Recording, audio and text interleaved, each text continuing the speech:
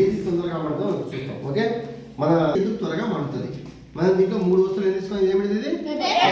ఇదేమిటిది? ఆకు. ఇదేమిటిది? కట్టెపుల్ల. ఓకే, మనం ఒక్కొక్క దానికి మండించి చూస్తాము. పేపర్ తక్కువ తీసుకున్నాను, ఇంకోటి కూడా అవసరం లేదు మనకి. చిన్న పీస్ చాలు. ఒకరు పట్టుకోండి.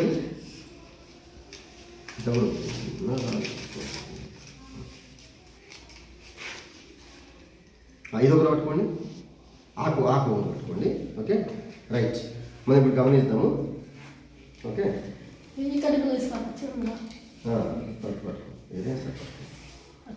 మనం ఇప్పుడు గమనించాల్సింది ఏంటంటే ఏది తొందరగా మండుతుంది, ఏది లేట్గా మండుతుంది. ఓకే, అంటే ఏది తొందరగా వేడెక్కుతుంది.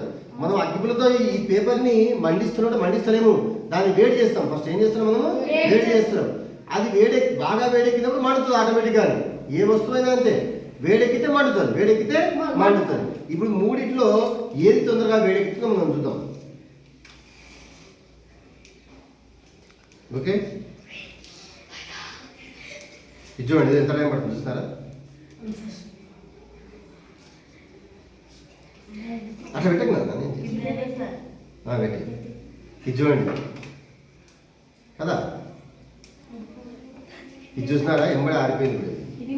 పైకి పోతలేదు మెల్లగా.